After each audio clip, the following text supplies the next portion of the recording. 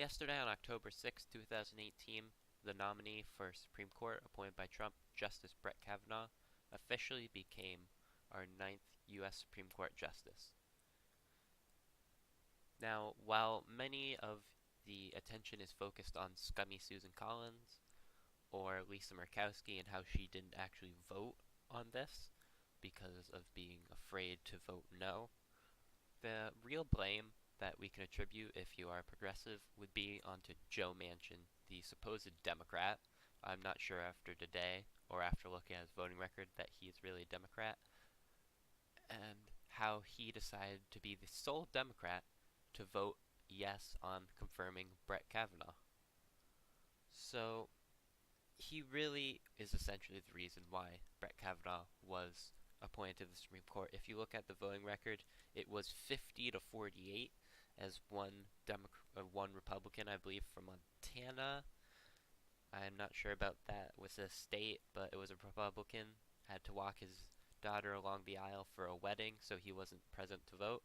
So it came down to the swing votes, and while Lisa Murkowski decided not to vote at the end and just wait like any normal swing voter would do, Joe Manchin did, in fact, vote yes and was the sole Democrat too, pushing it to 50 to 48.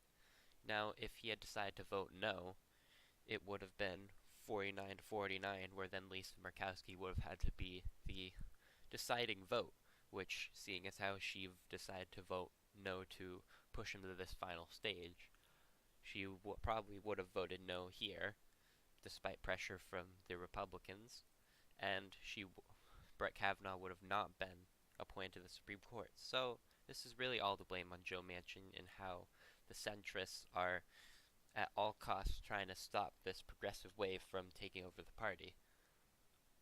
So, to show you how much of a conservative or centrist Joe Manchin really is, take here 538 and their rankings of how members of the U.S. Senate and House vote compared to what Donald Trump would vote or support. And we see here, we've got some Republicans, and then at the Democrats, the Democrat that votes most with Trump at 61%, that's over half conservative, is Joe Manchin, proving how he really isn't a progressive Democrat. He doesn't even tout himself as progressive, but he tries to tout himself as liberal or somewhat liberal, when in reality he's just a conservative in sheep's clothing, or a wolf in sheep's clothing. But looking at his voting record even further and why he is a scumbag, let's look at some other things. So, first off, he's the only Democrat to vote for Kavanaugh. That's been pushed already heavily, but we can look at some other things here. He voted to cripple Dodd-Frank this year, which was a banking regulation that came out after the aftermath of 2008 financial crisis, and essentially tried to stop this from happening again with the whole subprime mortgage collapse, and it brought in many new changes, such as regulating banks more and creating the Consumer Financial Protection Bureau, which, shout out to Elizabeth Warren, is probably one of the best things in government right now, but has been neutered heavily by people like Joe Manchin and Republicans coming to try to give more power back to banks, and by their logic they won't screw up again because they've already learned, but you know, if it's too big to fail, then it's probably too big to exist. So, he was also one of the 5 Democrats to vote against the stopping of an arms sale to Saudi Arabia, the famous, like, 180 something $billion sale of arms to Saudi Arabia. He voted that we should, in fact, do that. Well, technically, he voted that we shouldn't stop doing it, but that is essentially just a yes vote in support of arming Saudi Arabia. And this is quite bad because, as U.S. likes to think they're the experts of human rights across the world by spreading freedom, democracy, and Americanism everywhere, such as Iraq, this is quite a bad move, seeing as how Saudi Arabia is definitely not the beacon of democracy, an avid violator of human rights, and many of the weapons we are selling them goes to slaughtering children in Yemen, such as how there was a famous report from CNN this year, which is actually quite surprising, seeing as how CNN is also part of the centrist corporatist problem. But they reported about a school bus in Yemen that was bombed by U.S. weapons that we gave to Saudi Arabia, and it killed over 40 children. So things like that taint Joe Manchin's record. But probably the biggest thing for me, which is really surprising, he voted against the National Defense Authorization Act back in 2011, and the reason of this is because it was going to repeal the don't ask, don't tell policy from way back from Bill Clinton, which essentially was a weird, horrible centrist compromise on gays in the military, and he was the sole Democrat to vote against it and push that out of being repealed until a couple years later. And he is still, as far as we know, the sole Democrat in the Senate opposed to gay marriage. Back in 2015, he was the sole Democrat opposed to gay marriage, and he hasn't come out since saying whether he is or isn't.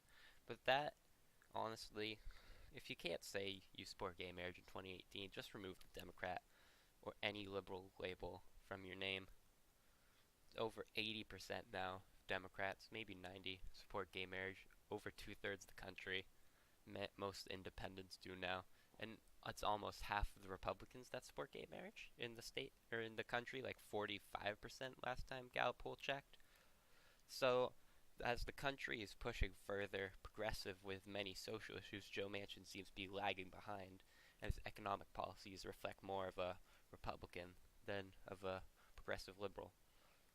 So, what is the solution to having these centrists infect our party and bring it down to the Republicans' levels? Because they can't succeed. The progressive side cannot succeed if we have people like Joe Manchin or Hillary Clinton, or even some people would say Obama. He's not the best, but he still has done some things to help the progressive case. Well, we need to primary everywhere. Now, I know that there was a huge primary wave against Joe Manchin. It didn't do so well, but we can still try everywhere, put more support into voting during these primary waves to try to beat centrist Democrats. Like, for example, this actually worked out in New York 14, where Ocasio-Cortez famously beat Joseph Crowley, who was the head, he was essentially second in heir to Nancy Pelosi's throne of leading the Democrats. So by beating him, it proved that literally anyone progressive can run against any centrist and hopefully beat them. It's a real David versus Goliath story, and that should give us some optimism if we hope to take back the Democratic Party against corporate centrists.